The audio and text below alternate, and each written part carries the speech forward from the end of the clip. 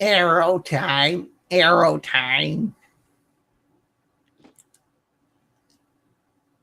Are you gonna sneeze? No, but I took turn to thinking I was. Hi, everybody, and welcome to another reaction time with me, Greg Berger, joined by Dean, the Beast, and Jay. How are you, sir? Haven't talked to you in a while. Hi. My name is Dean. How are you, Greg? It's like weird, because I was doing real good, and then I thought I had a sneeze, but I'm not back. You did have to sneeze then. You didn't trick me.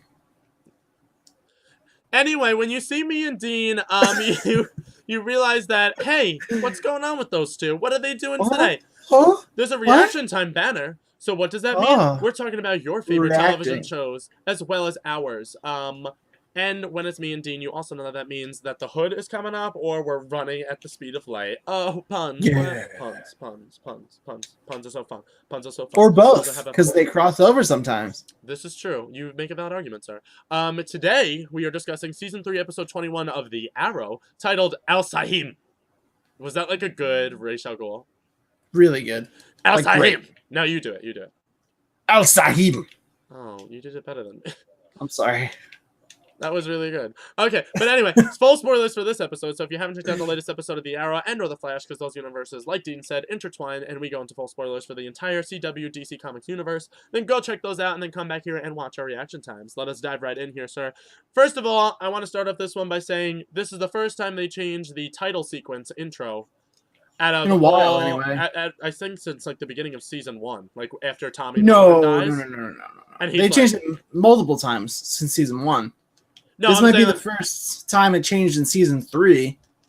Oh, maybe that's what I'm thinking. Oh, no, because you're right, because they changed it after Tommy Merlin dies, then they changed it after Shadow dies. Yeah, they were actually pretty good about that. They changed the intro to keep people updated on what's been happening on the show, which is kind of cool. Yeah, so this one opened up and he's like, "Hi, everybody. I was Oliver Queen. Now I'm Al-Sal-Him, and I did it to save my sister Thea."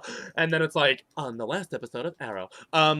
So now let's dive right into the main thing here. I kind of broke this up weird when I took notes. I don't know what I wrote down, so we're just going to go note by note and see what happens. Okay.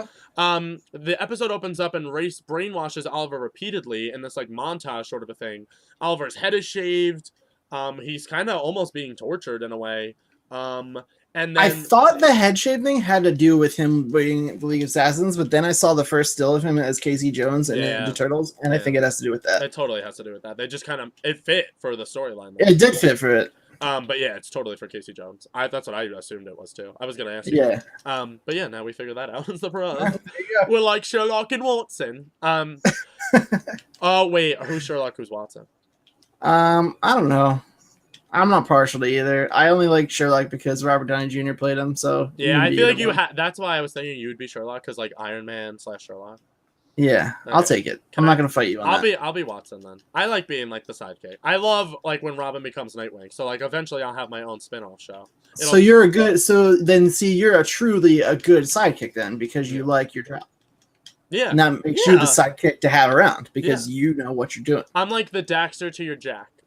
I know who I'm calling if I ever decide to be a vigilante. I'll tell you that much. What? Oh, there's so many cool things about this episode I just remembered. I just remember what we're talking about, guys. I'm freaking out. Here we go. We're going to have to get to it all. Here we go. We keep going here. And they go into like this fighter like death circle thing. And Maceo comes over to Oliver, who's still with Ra's al Ghul, and he's like, "We have found a traitor in our midst." I don't know if that was Maceo or what voice I was doing, but that was supposed to be Maceo. And they put this guy down on his knees. Not thinking what I just made it sound like. They rip off a cloth off his head and it's Diggle. What? Yeah. He's like, "Oliver, I've been here for weeks. They kept me prisoner. We never even got off the island." And Ra's al Ghul is like, "You're going to have to kill him in order to finish your training." And Oliver's kind of like, "All right, cool. Take off his cuffs and give him a sword because I'm not going to kill an unarmed man." I'm like, what? I'm freaking out. This is like literally the first 2 minutes of the episode. So Diggle gets up. He's like dodging his sword attacks at first until Oliver's like, "Listen, like, you have to fight me because I'm not going to kill you like in cold blood." So now they go at it and then Oliver stabs Diggle. Diggle bleeds out on the floor and dies. What? Did you buy that? Totally bought it. I was me too. Diggle's not like a major player. So like I totally thought they killed him off. I mean, he is though. I mean, he is, but like if he wasn't on the show, would we be that sad? Well, I don't know. It all depends on what we see with those rumors being true. Well, look, because like, about the Green Lantern. Especially, we heard some interesting tidbits in this episode about Diggle, so I don't know. Maybe he is a key player. Oh yeah, we do. Yeah, you're right. You're right. Well, we'll get to that. Those are some funny moments too that we get to. But it turns out everybody, like Dean said, we didn't buy it fully because in 2 seconds later they show you that it was just this guy. Ra's al Ghul kind of comes up with this phony ass explanation. He's like, "The weeks that you've been here, you've been exposed to herbs, and the herbs make you think of your deepest, darkest fears. Who did you see?" And Oliver's just kind of like, "What? Like I don't know what's happening." And then the sequence plays. It's like Arrow. Yeah. To let you know that he's fully in this transformation now. Yeah, like which is like it's totally Oliver's gone. There's no more Oliver Queen. Like he's not. He's Al-Sal-Him, and he is terrifying and will murder his friends. Race then tells Oliver this betrayal story as they walk along here about his friend Damien, who now carries out the League's ideals, but under his own reign, under the organization known as the Hive. What? And we kind of saw that in Floyd Lawton, aka Deadshot's flashback episodes. We did, yeah. But now it's like confirmed. Like this is a thing. The Hive exists, and it's by Damien. I forget the guy's last name, but he's like a major player in the comics too. Damien, the name is like an actual like comic book character. And then he kind of tells Oliver that like his training will finally be complete, and that's when he will ascend to the throne after he kills Damien. But then it kind of just like they throw that little Easter egg out there, and then they're like, "All right, now forget that totally happened," because they never bring it up again. And then we get back to the flashbacks. Now let's just do the flashbacks in its entirety right now because this was I'm over the flashbacks. Yeah, both. I think we're both ready for the flashbacks to be done with. Just stop it. We flash back to Hong Kong. We see people dropping dead as consequence of the virus being exposed. The vial broke last time. And I forget what they call it. It's like the Alpha Omega virus. They just like name it a bunch of Greek letters. Mm-hmm. Yeah. So it gets exposed. Oliver, Tatsu, and Maseo work their way back to Akio, Maseo and Tatsu's son, where they stumble upon this military like truck dishing out the virus, but disguised as a cure. And all these people, like, this would never happen in the United States of America. All these people are like chilling at the truck, like waving their fingertips, and people are just getting stabbed with syringes. I'm like, what? Like, this is no FDA approved like thing right now. Like, this is messed up. And after they like find out like what's going on, Oliver's like, I thought there was no cure, and then Tatsu is like, yes, but we must kill them all because it's the virus. And then she takes her samurai sword and she's my favorite part of the flashbacks because she's just so graceful with that blade, and she just stays murdering people like no other. Do you love Tatsu? Yeah, I like her a lot, actually. She's the only part of the flashbacks that I do enjoy. I agree. I'm with you on that. Oliver's always about to die, and she's always coming in with the sword. She's just like, and then she's You know what I hate about the flashbacks? What is that? Is how, like, he sounds like so whiny in the flashbacks. Like, when you go to him now being Oliver or whoever, Al-Sal-Him, whatever you want to call him, and the Arrow, like, no matter what, whatever voice he puts on, it's like this vigilante, deep voice. And then back in the day, he's like, Maseo, get down! You're like, why would your voice change though? Like, that doesn't make any sense. He wasn't like 12. He was like still in like his late 20s in the flashbacks. And his like crappy ass beanie wig that they have him wear too. It looks almost as bad as Laurel's blonde stripper wig. It's just it looks like a little like mop tread, like a cut up mop, and they like threw it on his head. And he's you're so right. He looks like he's at summer camp and he just wants to go home the whole time. Like that's what the flashbacks are. He's just like, Mom, Dad, come pick me up. I don't want to be here no more. And the flashbacks, like we said, they're exposing too much of the plot holes throughout the story. Like when he went to Starling City, but like nobody knew he was there, and he killed Thea's drug dealer by stabbing his neck. I'm like, come on. Like now this is getting to be too much. But the flashbacks continue here. The gang destroys the virus, and then they proceed after Akio. After getting Akio back, they all decide to leave Hong Kong. Well, Maseo's the only one that's like, we need to stop this. And Tatsu and Oliver are like, we need to take Akio and get the hell out of here. They look for cars, and they find this Jeep, which apparently has the keys in it. That's just abandoned on the road. They get into the Jeep, and Tatsu's finally like, yes! We're out of here with our family. I love everybody so much. And then she's like, Akio, what's wrong? And Akio turns around and he's dripping blood from the mouth. Yeah. And now we know how their son died. It was the virus that ends up killing him. Tatsu's still alive, though, right? As far as I know, because she like nursed Oliver back to health after he got stabbed. So like they're fine. Like they didn't get exposed to the virus. I don't know how. Yeah. But, they're all okay. That doesn't make any sense. Maybe his immune system was just not as strong because he was younger. Oh, that makes sense too. But he It turns could around. be. It was like the worst. It was like the saddest scene, but like in serious moments like that, I laugh because like he turns around and he's like that. He's like, and I'm like the face, like I'm like, come on, like get a better actor or like CGI that shit because it was just so bad. And then Tatsu, they show her face and she like. Even you could see it if you watch the episode back now. Like she grins a little bit, like she kind of laughs. And I'm like, what? Like that's kind of messed up. Like that's fun. She's like, oh. I'm like, what? That's not okay. But yeah, that was the whole flashbacks. How'd you feel about them? Kind of annoying. Akio's dead. Yeah, same as always. The flashbacks are like my least favorite part of the whole series anymore. Same. I agree. Like we said, I used to really enjoy them, but like they're unnecessary anymore. When they were like relevant to Oliver becoming who he is. Now it's just kind of like, what's happening? Like Shadow has a twin sister. Now, it seems like why? What was the whole thing with Shadow's twin sister May? Like that had no relevance to anything. I don't know. Maybe I don't know if they'll bring that back or not, but I don't know, man. They were just kind of like, oh, we love the actress that played Shadow, so we're trying to give her a job. She was in town for a week. She is. Here she is. Like why? That was just weird.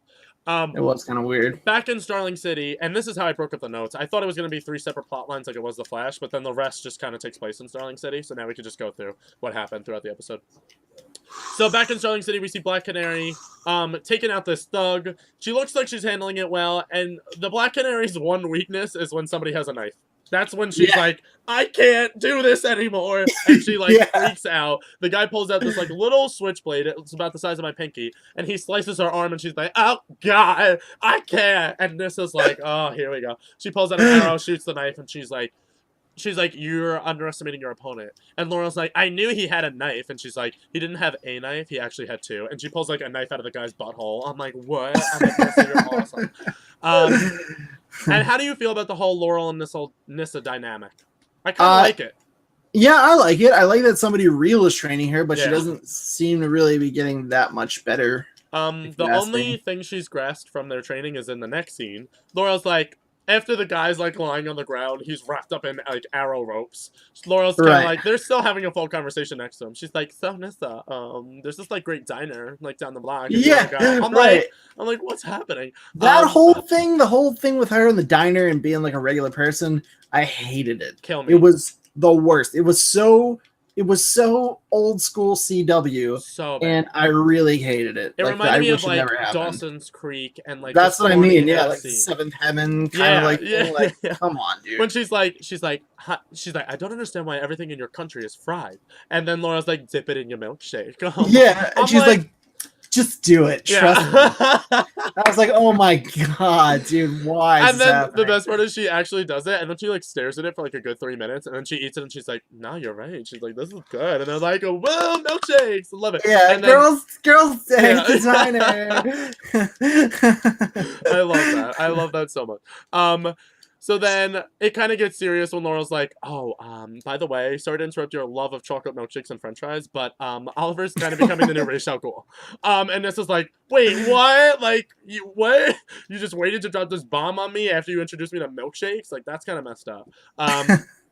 So now they're like freaking out. Felicity and Thea join Family Diggle for a dinner, and this scene was genuinely awesome. I loved like the dynamic between Lila, I think is the wife's name, right?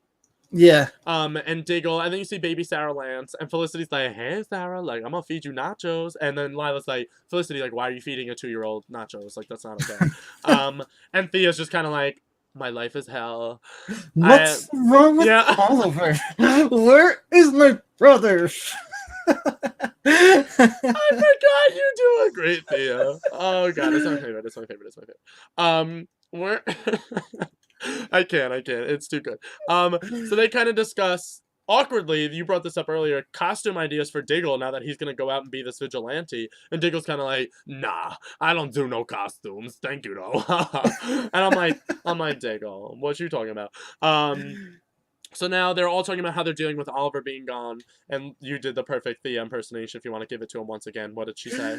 Where's Ollie? He would never do this. Why isn't he coming back? Oh my god! It's like so. You could play Thea Queen. You could actually play Thea Queen. I want to compile like so whole like stream of clips of her doing it because she does it so frequently. I don't know why she grits her teeth when she acts. She like, does, yeah, and she always has that same like, I don't know, like tone, I guess, or like melodical way of speaking. Like it's always weird. Like an up and down. It's always like I don't know. Yeah, exactly.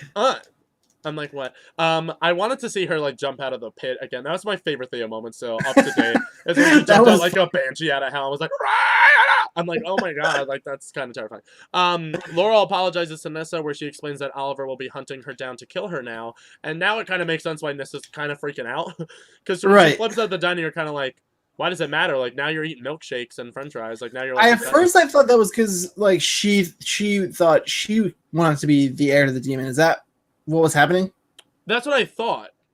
But then she's like, I don't even want to live that life anymore. Like, I've had some of the best moments with you, like in Starling City. I don't even want to go back and deal with that life anymore. She's like, now Oliver's going to come here and kill me because that's the only way he can become Ra's al Ghul is by killing the other heir to the throne.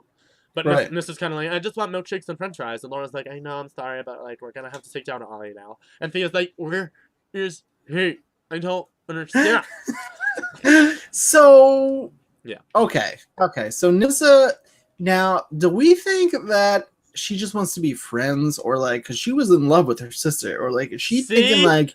That's what I thought was going on this episode. It's like, especially the way like Laurel's crying about her and shit. Like, I don't know if they're like, are they doing? Does she think Laurel's maybe like switching teams here or what? I mean, Laurel hooked up with a girl in one of the flashback episodes at like season 1 at like a party. She did? At like a party. It was like random and like obscure. Like you have to like notice. I don't remember this. It was so long ago. But I don't think she's like a lesbian. Like she was wasted at the party.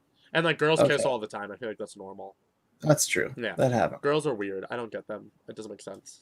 But after they tell Felicity and John after some Sarah guilt convincing, Laurel's just kind of like, listen, this is what I hate the way they use Sarah's legacy in the show. They're just kind of like, what would Sarah want you to do? And this is kind of like, Sarah wasn't really all that. Sarah wasn't like this god that they make her up to be. She was awesome. Yeah, I don't know why we even bring up Sarah anymore. Like Oliver's done way more for anybody than Sarah ever did. I don't understand. Way more. And I love Katie Lotz. She's an awesome actress. Great as Black. Is that really Sarah? Yeah. She played Sarah. Katie Lotz is her name, or Lotz. I don't know how you pronounce it. But Lolowitz. She's coming back in the spinoff show, so like, stop talking about her. She's gone. She's not here anymore. Just get over it. Maybe that's why they keep bringing her up, because they're like, don't forget about her, guys. We're gonna bring her back. She's gonna come back from the pit, and Thea's gonna be like, I want her to go back in with her. So then Thea talks to Felicity, who set up a new arrow cave at Ray Palmer's, who's just never in town anymore because they're setting him up for the spinoff show. They kind of did the same thing. They're kind of like, Ray's still a character. He's still the Atom, but he's not going to be in any of these episodes. So right. And then Thea's just kind of like, what would Oliver want? He brought you back to life, Thea, and now you're just going to waste it and put yourself in harm's way? And Thea's kind of like, yeah, but like, you don't understand. Wait, who was that one? Felicity was that? Do you think that was good? This was good. Yeah, it was really good. Thank you. So she's kind of like, listen, like, you don't get it. Like, Ollie and I's relationship, it just means something more than yours. And Felicity's like, I was in love with him, and I also fucked him on the island. You've never been to Nanda Parbat. You've never been there. You don't know. But she wasn't in Parbat. That's the thing. Felicity doesn't know. So that kind of just ends awkwardly. Thea just kind of leaves. She's kind of like, okay, well, this is a waste of my time. Don't know how she gets... Oh, she makes an awkward comment too. Felicity's like, how did you get in here? And Thea's kind of like, you left all the doors unlocked. And Felicity's like, all right. Yeah, she's like, I forgot. I've been so distracted. Hashtag Ollie love. So now Oliver in the next scene... badass jump. I don't know where all these rope like bungee lines are in Starling City, but apparently they're attached to every building in the world, because he shows up on like a little cloth and he's like whoop, and he like ends up on the roof and he's like, they got the grapplers, dude, like Batman. Oh right, that makes sense, I guess. But he's kind of like, we're going after Nissa, and Maceo's like, sir, yes sir, and like the whole league like assembles on the roof. That's pretty badass. I like Oliver in the black arrow costume. Oh yeah, it's cool. The costume is cool. Yeah. I like the whole thing. I just wish he wasn't such a douchebag. Yeah, that I agree with. So now, where do we go here? Oliver and Nissa kind of get to a rooftop after Masayo's like, don't fight her alone. And Oliver's like, I'm gonna go take her out. I'm Al-Sal-Him. And then, and to throw back to a whole bunch of stuff. This is like my favorite scene of the whole episode. They have this like awesome sword battling scene, and then Nissa's holding her own, and he shoots like 3 arrows at her, and she's like, "Watching, Zadadonza," and like breaks all of them with her sword. And I'm like, she's gonna win. Like she's gonna win. She's the daughter of the demon. And then Oliver kind of comes over and like hits her. Oh, you thought she was gonna win? I never thought for a second she was gonna win. I totally thought she was gonna pull it off. So then he goes like this. He literally like flicks her with the bow and arrow, like on her forehead, and she's kind of like, oh god, and she like falls to the ground. I'm like, that's some bullshit. Then, before he's getting ready to stab her through the chest and kill her, the canary call happens. And it's the throat thing that Cisco made Laurel in the last episode, and she's here. Yeah, that was pretty cool. How sick was that? Here's the thing about that now. Oh god. The canary call itself was awesome. Yes. I liked it. Yes. The face and the stance that she made when she did the canary call was so bad. So terrible. Just bad. She looked like she was vomiting and pooping at the same time. At the same time. Yeah. Yeah, I just feel bad for Katie Cassidy because, like, she gets all these awkward scenes and, like, she's a good actress. Like, we've seen her act really well. And she's a good-looking girl, like, in life. Beautiful, yeah. But then they put on this blonde stripper wig, this terrible fake-ass Batman mask, and then they make her pose like this. I'm like, why? Why is this a thing? But the whole reference to it being around her neck now and literally all she has to do is scream, like you said, right. Call back to the comics is awesome. I love that. Yeah, I do like the canary call exists. It's really cool. I like it. Laurel and Nissa discuss why Oliver kind of just leaves after that. He's kind of just like, what the hell happened? They don't fight. Nothing happens. He's just like, you looked like you were shitting and vomiting, and I'm going to get off the rooftop. Laurel and Nissa discuss why if Oliver can change, then why can't Nissa? In an effort to try to, like, Nissa's still talking about going back to Nana Parbat and trying to take the throne back over again, or just let her dad kill her. And Laura's like, I'm not going to let you commit suicide. Remember the milkshakes, right. The french fries. And Nissa's kind of like... Remember the milkshakes. She's like, I'm just over it at this point. And then John and Felicity discuss how Oliver could have been broken because they didn't even recognize him when he was on that rooftop. And then they also discuss that he didn't just give his life to Race, that, like, Oliver's gone. Like, his soul has been given to this guy now. Right. And there's got to be a way that he comes back, though, right? He's 1,000% going to come back. And you could. There's no way that this show carries on just being whatever it is. Yeah. And like, he's going to come back. And he's going to. I think we said that we talked about this last time, but my theory is he comes back, and when he comes back, he's going to have some kind of new cool suit, like an official Arrow suit, and he's going to be the Green Arrow, and that's going to be life. That's my pipe dream anyway. That's what I want to happen. I like this. Then Oliver and Maceo discuss that Nissa is being protected by his former friends. Is Oliver going to be able to handle this? And he's like, listen, I got this. My friends are nothing. Thea invites Malcolm over. Always forget Malcolm's a thing in the show. Always. Me too. She invites him over, and she's like, so what's going on? Did you talk to your people or what? And he's kind of like, well, my sources indicate that Oliver's back in town and he's murdering people left and right. And Thea's kind of like, who are his sources too, by the way? Because like, isn't everyone dead that he knew? That's what I thought. And like, because he's not a part of the league. So right. Like, who were his sources? Right. I hate him. I just don't kill Malcolm. Why is he on the show anymore? I like John Barrowman, the actor. I just hate Malcolm. I love how I know everybody's name except for the actor who plays Harrison Wells, by the way. Everyone. Yeah, you really do. You've named everybody. I'm naming everybody, and then I'm like, Harrison Wells, he's like a wheelchair, you know. John and Felicity find a worried Sarah back at John and Lila's apartment. Sarah, not Sarah Lance, Sarah the black little baby infant in the crib, and she's just kind of like, and they're like, where's Lila? Lila has been kidnapped by Oliver as Al-Sal-Him. Were you freaking out? Yeah, because that was kind of the real, like, realization that, like, he is a dick now. Yeah. And, like, that's life. Like, Lila, like, you don't mess with her. I thought for a second he was going to take baby Sarah. And I thought it was gonna be like a smoke bomb goes off and like then baby Sarah's missing. But then I was like, they can't do that. Like that's too much for the CW. Yeah, that's a baby's life. Yeah, that's like messed up. You can mess with Lila, but like babies, I love how he left the baby in the apartment by herself too. Like the baby could have starved to death and died. Then they obviously have very little regard for what's going on with people. The baby's precious, by the way. She's adorable. Yeah, the baby's cute. I love her. Baby Sarah Lance. So then they end up, like, Oliver kind of calls them at that moment. I love how these villains always have the perfect timing. They're like, I know when John's going to get back to the apartment. He's like, oh, you found out that Lila isn't there. He's like, she's with me. Lila's like, what's wrong with you? You were at my wedding and stuff. What's going on? And Oliver's just kind of like, yeah, get over it. Maceo's like, it's time. So now they plan this exchange and this deal where if they give them Nyssa, they get Lila back. And now John and Felicity go to talk to Laurel and Nyssa about it, and Nyssa's like, of course you have to trade me for your beloved. And Laurel's like, I'm not gonna let you do it. The shakes and the fries, remember us. And John's kind of like, no, like, we're giving her up. So they come up with this plan that we don't know about until it actually goes into action.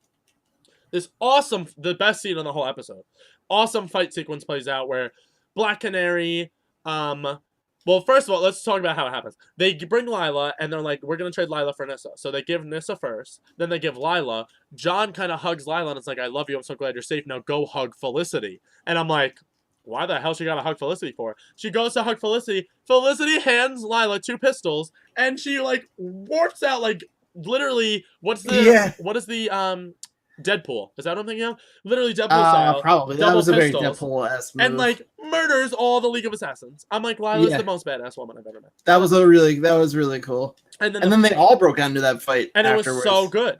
So good. Yeah, it was really good. There was a lot of good choreographed fight scenes in this episode. So good. And that's what Arrow does best. That's where they excel. I agree. Black Canary, like, takes down this guy until he, once again, takes out a blade, and Black Canary can't do shit about it. So he takes out his sword, and she falls to the ground. And then Nyssa's kind of like, Laura, oh my god, milkshakes and fries, I remember now. And then she gets, like, hit, and Oliver's... Shakes and fries! And that's just my theme of this episode. That's what the episode should have been called. Instead of Al-Sal-Him, it should have been Shakes and Fries. And just before Nyssa can, like, get back up and recover, the guy punches her out. They kidnap, or not kidnap, but they take Nyssa. And then Oliver was fighting with Diggle the whole time. Diggle gets pushed down to the ground kind of like in the beginning of the episode, and Oliver goes to kill him. Literally strike him down with no regard. This is the real Diggle now. And then he gets shot in, like, through the wrist, which must have been painful, but he's like doesn't give a fuck. He's outside. Yeah. He gets shot through the wrist by an arrow. I'm like, who the hell is this? It's Thea. It's crazy ass Thea. She's up on, like, a riser, and she's like, put it down, Ollie. I can't. Just do it, please, Ollie. And he's like, what? Like, what's happening? He's like, Speedy? But, like, he doesn't say it, but, like, he has that moment where he's like, I can't do this. So he kind of, like, turns around and walks away, and she's like, the next one's going right between your eyes, Ollie. I swear it will. I swear. And then that's kind of the end of that scene. BTW, where did Thea get her black outfit? Malcolm, remember? Oh, right. This makes sense. Malcolm came and visited, and then he was like, but what do you need from me? Totally forgot about that. And then the scene cuts. So we assume that he hooks her up with gear. Oh, that makes more sense. So I guess they fit into the same costume. I don't think it's his. I think he had, like, he got one made for her. Like, he was like, yeah, because she was like, I need your help. And he was like, what do you need from me? Can you imagine that scene? I wish they showed that scene. Like, Malcolm going to, like, the tailor, and he's like, hi, I need a black hooded outfit with bulletproof vest built in. That's an awesome scene that they should have done. So now the whole theme throughout this episode, they kind of discuss after the whole thing goes down. Oliver doesn't strike Diggle down. They're talking back in the Arrow Cave, and they're like, Oliver's gone, but we have to carry on his legacy. And Thea brings up what Diggle mentioned in the beginning of the episode, what they used to say about a fallen comrade in the army, gone but never forgotten. Right. And just as Oliver is about to kill Nyssa, back over in Nana Parbat, he brings her back. Raish is kind of like, Oliver gets ready to kill her, and Raish is kind of like, strike her down. As soon as he gets ready to kill her, he stops him, and he's kind of like, no. I got a better idea. You guys are going to get married. I'm like, what? Yeah. Very confused by this. Yeah, I mean, Ra's al Ghul has a really weird idea for, like, his ideal situation. But he's making it happen, so I guess he's got something in mind. Now Nyssa is not the daughter of the demon, she's becoming the bride of the demon. And that's kind of how the episode ends, until we get another credit sequence after the credits here, and Felicity goes to Thea back at her loft with him. They discuss Oliver a little bit, but then Felicity finally tells her about Roy. That they faked his death. Roy is still alive, and she also gives him an address of where Roy is. So do we think Thea's going to be on the spinoff show with Roy, possibly? Maybe, I guess. I mean, I definitely think they're all going to intertwine in some form or another. Yeah. But I'm just happy that Roy and Thea can be together because they're my favorite couple. I'm shipping Rhea. Yeah, I like them too. I like them together. Yeah. I'm always a big advocate of Roy, as I've said many, many times. I love Roy. Roy's my favorite. When he finally gets to show his stuff, he's like the best character. Yeah. A sad montage plays of everyone crying out. Sad music plays, and they all reminisce on better days. Felicity like goes back to the destroyed Arrow Cave, and she's like, Diggle's like at home with baby Sarah and Lila. He looks at the best man picture at his wedding, which is, by the way, the most disgusting picture of both of them. Oliver looks like he's like shitting, and Diggle doesn't look like he doesn't know where he is, and he's at his wedding. And they're both, and he's kind of like, oh, my best friend. And then who was the last one? Oh, was it Thea, I guess? And looking at Roy's, like, paper, and she's just kind of like, do I pick Ollie or Roy? I don't know. Oh, and Laurel. That was the other one. And Laurel's, like, sitting at home. Or no, that's what I wrote down. I'm so happy. Laurel's at the diner by herself, and she puts a french fry in the milkshake, and then she looks at it, and she's just like, oh, I can't, and throws the fry. That was the french fries. Like, what? I remember the fries, the milkshake? The fries and the shakes. Just remember the shakes and the fries. Come on. Nissa. Come on. And then the episode finally ends, and Race tells Oliver that he will release the bioweapon that Nissa stole from Hong Kong on Starling City. What? Mm-hmm. Do you... And I think this is how we end up getting to what you said. Oliver's not going to kill all of his friends and family. He's going to come back. I don't think he's going to release the bioweapon, but, like, I'm willing to see how far he goes with this. I have a theory that I think this whole time he's not being brainwashed. I think this is a part of his plan. That's what I thought. Is like he's setting this up for Race to be tricked. I still think it is. I think he's just doing a good job at selling it. Yeah. He's really strong in his resolve. He's not one to just like cave in like this. Like, like it just doesn't make sense. I feel like he wouldn't be there unless he wanted to be there. Yeah. So he's obviously seen that Race isn't giving up. He's gonna do whatever he has to get Oliver there. So Oliver was like, "Fine, you want me here? I'll come here, and maybe I'll take you down from within." That's what I think is happening. I think that's the best theory ever. Out of all the theories we've concocted, this one's the best. I'm hoping that's the case. That would be really cool. It makes sense, and I'm okay with this all. But yeah, overall, the episode, it was a good episode for Arrow. It wasn't terrible. I liked it. It wasn't one of my favorites. It was good. It's weird. It's just weird seeing him. Everyone's kind of different than we're used to, so it's a little weird. Yeah, I just want everything to go back to normal, and like, I kind of miss like the villain of the week and stuff. I'm kind of over this Race Out Goal plotline because now it's just so kind of convoluted and weird. I'm kind of. I liked it when it was, when it was Oliver. Yeah. Versus Race, but now it's like it's just getting weird. Yeah, now it's like, how is Oliver going to get back to being with them? How is he going to kill Race? Is he going to kill Race? What happens to the League? We got a lot of unanswered questions, but we'll find out. We only got 3 episodes left in this show. Flash has 4 left. I looked up, so I don't know how they're going to. 4 left, including tonight's. Yeah, including tonight, so there'll be 4 for Flash and then 3 for Arrow because they both had on episode 24, and this was episode 21. So, okay. I don't know how they're going to catch up. Like, I don't know if Flash is going to go a week over, or if like I don't know how that's going to work, but they'll probably figure that out somehow. But that was our thoughts on the Arrow episode. In the comments, everyone's talking about if Daredevil, if Spider-Man's going to make an appearance on Daredevil now with all the licensing stuff going on. Do you think that's possible? That would be pretty dope. I think it's more likely that Daredevil would make an appearance on Spider-Man. They're not going to use Spider-Man for something that's small. He's a cash cow, and they know it. Yeah, and I think you're right. I think if anything, they bring Daredevil from Netflix into like the movies. I don't think they bring like the movie characters into the show. No, there's no way. Spider-Man's worth way too much to them. Yeah. They won't put him on TV. I agree with that. And then Evan and Hare says milkshakes and fries. Remember the milkshakes and the fries? You just don't get it. Have you ever put fries in your milkshake? I've never done that in my life. I never even had the desire to do that. Look, I've never put it in my milkshake, but have you ever been to Wendy's? Yeah, all the time. You get a Frosty and you dip your chicken nuggets in them. Not a fan. I don't like that. No, you have to. Don't like it. It's so good. Don't like it. It's weird. All right, well. Tell you what I do like to do is put ketchup on my macaroni and cheese.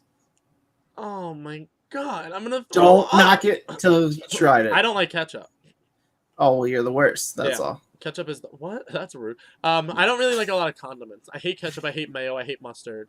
I hate relish. Really? Yeah, they all freak me out. But it's weird because then I like tomato sauce. I like Caesar dressing, which has mayo in it. I like what has mustard in it that I like? I don't know, something. I love mayo. That's so weird that you don't like. No, mayo's disgusting. It reminds me of weird cottage cheese, and I freak out.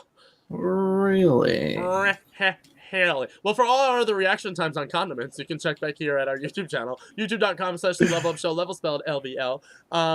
And Evident Hair also says it's awesome. Ice cream and fries is the best because it's like salty sweet. Yeah, that's why I don't like it though. I don't like salty sweet. Oh, I like them separately. Have you ever I like both things separately. You need chocolate covered bacon in your life. No, thank you. Yes, you do. And if you'd like to help us improve our shows and possibly get D&D chocolate covered bacon, you can donate to us at our Patreon. It's patreon.com/levelupnetwork, spelled exactly as it sounds. I will link that in the description below. It'll not in the description. It'll be right here in a bar. But I'll put that when we archive it on YouTube. Of course, check out all of our other shows. Follow us on all of our good things. Heart us on the Twitcher sphere. We love you all, and always remember to level up. Level up. That was beautiful. Thank you.